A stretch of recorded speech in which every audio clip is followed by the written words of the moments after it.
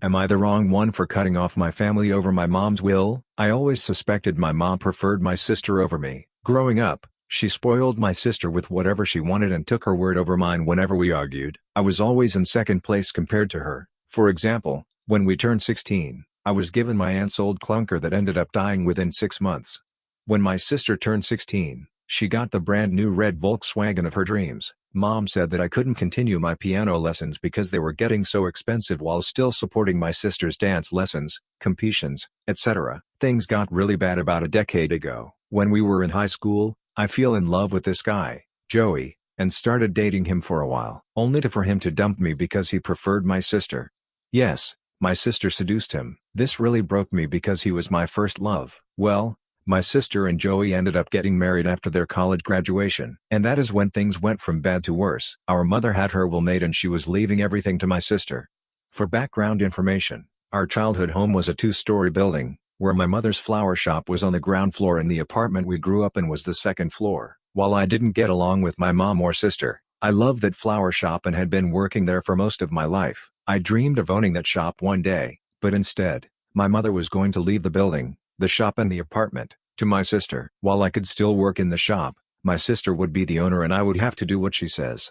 There was no use in trying to convince her to change her mind. In her mind, my sister was the married one with a baby on the way. She needed the business and house to raise her family. Meanwhile, I was single and had nothing. So, I cut them off.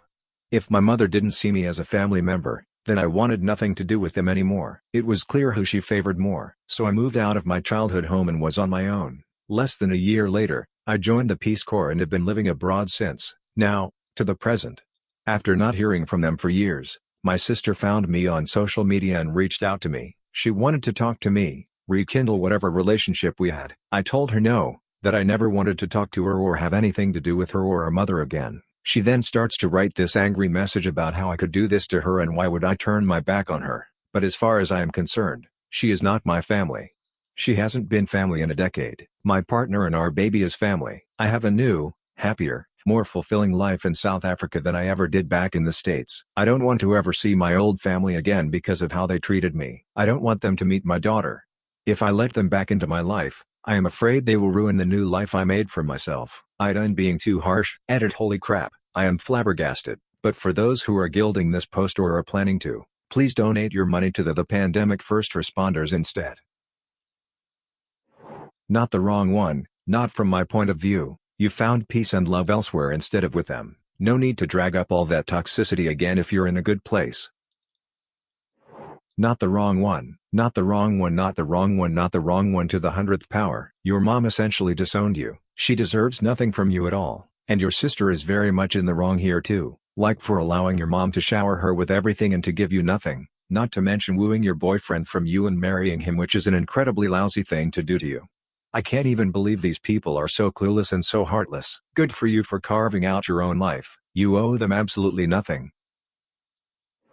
Am I the wrong one for building a fence and blocking my neighbors from the road, forcing them to take a massive detour? So I am the owner of a large house with a huge property surrounding it. When I bought my property 5 years ago, I basically lived at least 5 minutes away from the nearest house. However, the villages and towns have been expanding and as a result started developing houses next to my property. I was fine with it. Nothing I could do about it to begin with, but my property is big enough not to really notice to begin with, or so I assumed. It's good to mention I basically pulled out a bunch of trees when I moved here and made a dirt road with gravel of sorts to allow me easy access to the main road nearby instead of driving all the way around to access the main road. Well, soon after people started moving into the houses, I noticed people basically used my little road to access the main road nearby and kids used my field to play football. I was pretty much okay with it because it wasn't bothering me or inconveniencing me, until a few months later. That was, basically whenever people had a party or a gathering, I noticed my road and the field which they drove over was full of cars, and a few weeks later some people started straight up using it as a parking area. I had multiple talks with multiple people and the results ranged from apologetic people moving their cars to aggressive people who told me to go F myself. I finally had enough and started getting cars towed, which led to people yelling at my girlfriend in particular. As such, I built a large stone fence around my entire property. Well, multiple neighbors including the aggressive ones were all apologetic and asked me to remove the fence and how sorry they were for using it, as they basically had to add 15 to 20 minutes to their travel time to work without my shortcut. I told them to go F themselves and to get the F of my property, and if I saw them there again I'd be letting my dogs loose. However, this is also impacting the nice neighbors, so I am conflicted. Not the wrong one, your property, your rules. Also, if you didn't do this, you could potentially have ended up giving them a right-of-way easement without realizing it, depending on your local laws. Don't budge, leave the fence. Maybe they'll think in the future about asking permission in the future instead of forgiveness.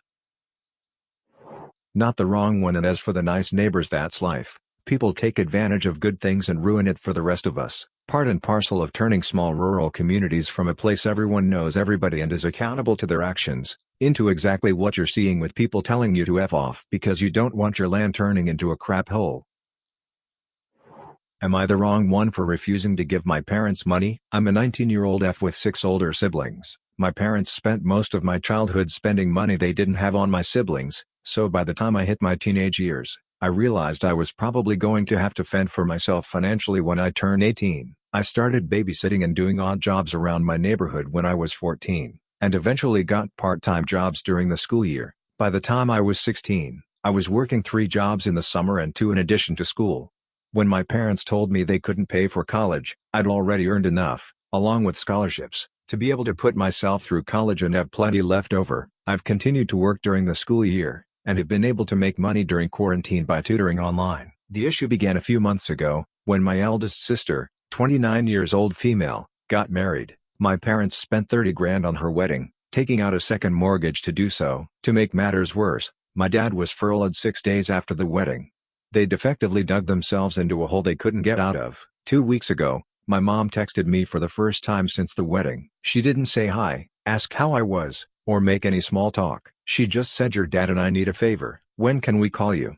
I'd expected this. None of my elder siblings are doing well financially, and they've exhausted all other loan options, both from family and the bank. I figured they would text me, ask me to loan them a few thousand, and promise to pay it back when they could figure things out. I was absolutely willing to pitch in a few thousand, and had even considered giving them some of my tutoring jobs so they could make some extra cash. I was not, however, expecting them to demand I give them all the money, close to $40,000, I'd made from the ages of 14 to 18.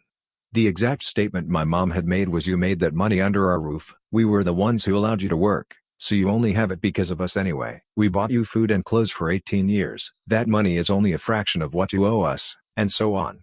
I said that food, clothes, and shelter were the very minimum. It's what they signed up for when they chose to become parents. I didn't ask for any of it, etc. They responded by telling me that if it wasn't for them, I wouldn't have the life I have today. I said they were being ridiculous, and hung up. Since that day, both, along with 2 of my siblings, have continuously hounded me about giving them what is rightfully theirs. My siblings, who have never been asked to give them money, are still professing that it's my job as their kid to take care of them. I told them they wouldn't see a cent of my hard-earned money, and have no right to make such a request. I'm torn. I feel awful for refusing to help them out, but on the other hand, this was their fault. I feel I shouldn't be responsible for fixing their mess. Am I the wrong one? Not the wrong one. Their poor financial choices are not your fault or problem, speaking purely based on you being a separate person. The fact that they expect this from their own child is downright disgusting. I'm so sorry that you're being put through this. Okay, first of, even if they had gone above and beyond for you in your childhood and also paid your way through college, you wouldn't be TA for refusing to give them money. Parents caring for their kids financially is what parents do. It's not something that needs to be made up for once you've grown. If that were the case, then it seems to me your sibling have a lot of paying back to do. You're not the wrong one, and don't let them hound you until you give in, because they'll end up milking you dry and putting you in the same situation and them and your siblings. Am I the wrong one? Fought kicking out my daughter after she tried to send my cat to the shelter? Throw away for obvious reasons. DLDR at the end. The relevant backstory: I have 2 daughters, one is 21 and in college, the other is 26 and because of a lot of factors finds herself pregnant, divorcing her husband and needing to live in our house for the foreseeable future, and I am happily married to their mother. The other notable character is my cat Lieutenant. We call her Loot. I found Loot in a dumpster almost 10 years ago when she was only a week old. Got her to the vet and she has been my best buddy for the last decade. She is now my grumpy old little shadow whenever I'm home. So yesterday I came home from work and I hear my eldest daughter calling me from the kitchen. My wife and eldest then tell me that Loot is getting old, Dad, and with the baby coming we didn't think it was safe to keep an old grouchy cat around an infant. So we made the decision today to send Lou to a shelter so that she can find a family that is more in line with what she needs.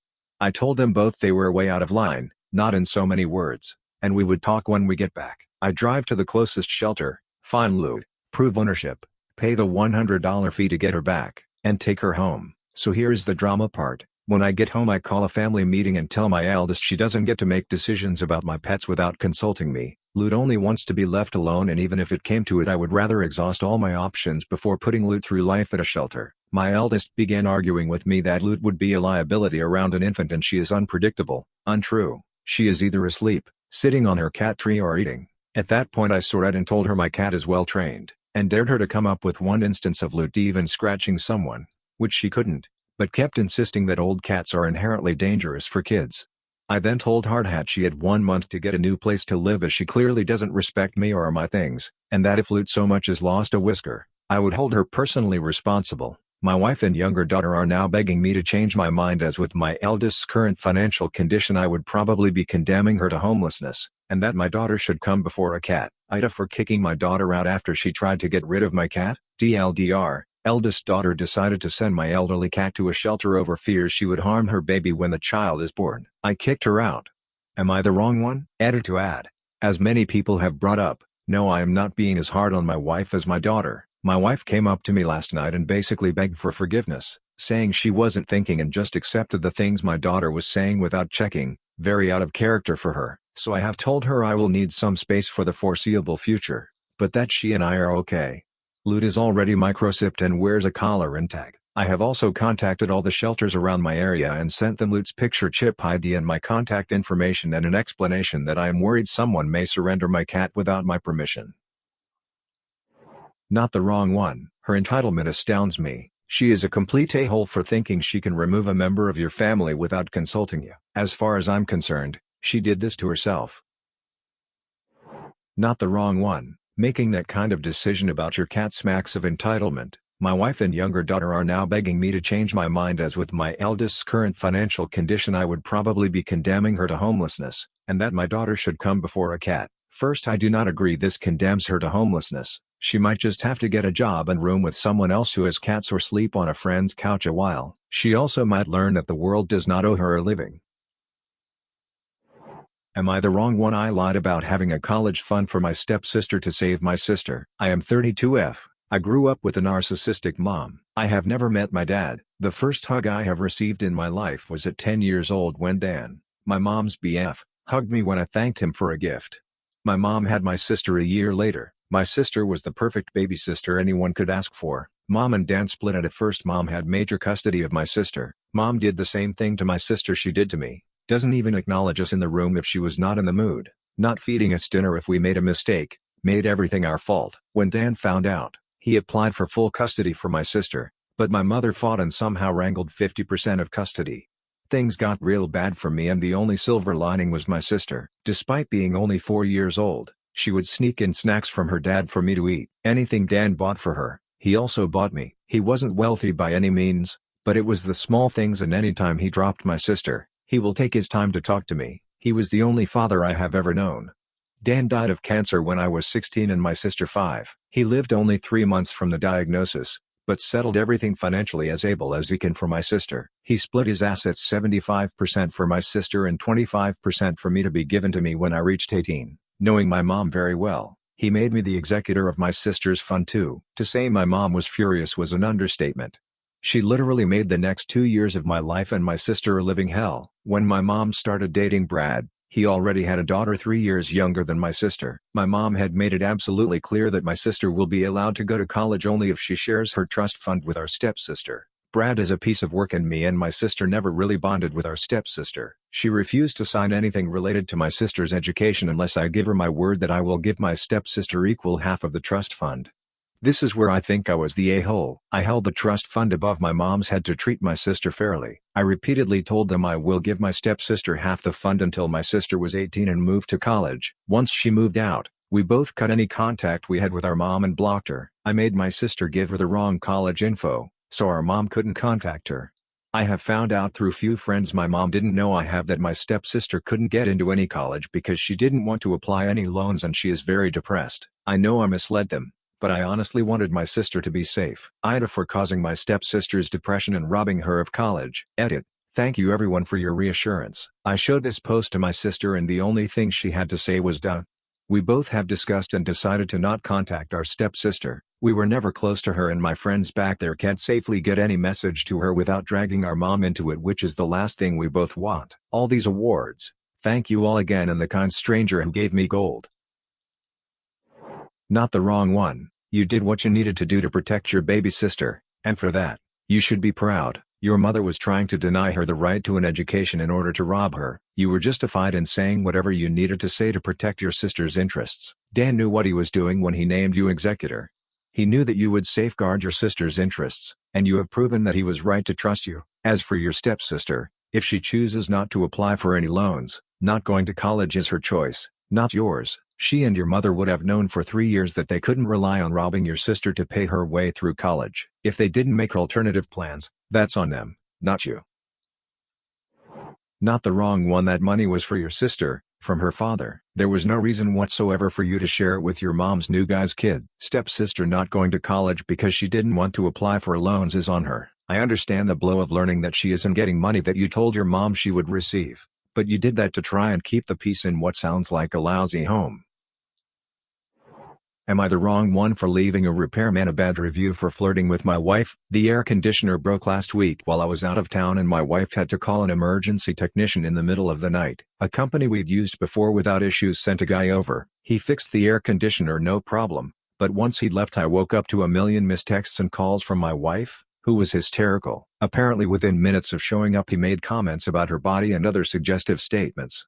She made it clear she wasn't interested without being outright rude because she didn't want him to get mad and leave without fixing the air conditioner. The tech kept trying to put moves on her, then after he'd fixed the AC, he didn't leave right away, trying to feed her some lines about how she seemed to be home alone and he could spend the night to make sure she was safe. Eventually he realized he was driving down a dead end and left, but the whole thing just really freaked her out, having some guy in the house who didn't leave when asked and everything. I was pissed to hear about all this, and she was shaken up by the incident. So we left a review on their Google and Yelp pages saying what had happened. The company is pretty small so the owner called me to apologize a couple days later and said the tech had had a few drinks that night, not expecting to be called out to an emergency job, and that his sense of humor had clearly been misinterpreted by my wife. He asked me to take my review down because it called the tech out by first name and apparently a review saying he was coming onto a female customer could cause some personal problems for the guy. The owner also reasoned that the business was an air conditioner repair business, not a bedside manner business, and that they did fix the air conditioner, so deserved a higher rating. I told them our review stands, and they basically said we were a-holes for threatening the reputation of their business and the personal reputation of the tech over a single misunderstanding. On the one hand, they did fix the air conditioner, and that's what we called them to do. On the other hand, I feel like this is relevant information for people considering hiring them, even if it was a one-time thing. AITA? Not the wrong one. Maybe update the review to add that they apparently drove drunk to your house. Not sure how that was supposed to exonerate anything. Not the wrong one. They justified his behavior, then put the blame on your wife for misinterpreting his behavior. This is such a huge turn-off. The company showed you its views on how its employees are allowed to act. It's gross. Leave a bad review. In fact, think of it this way. By leaving the review, you are helping some other woman, maybe one who is less confident than your wife, not get into a similar situation. Thank you all for listening. Have a great day. See you later.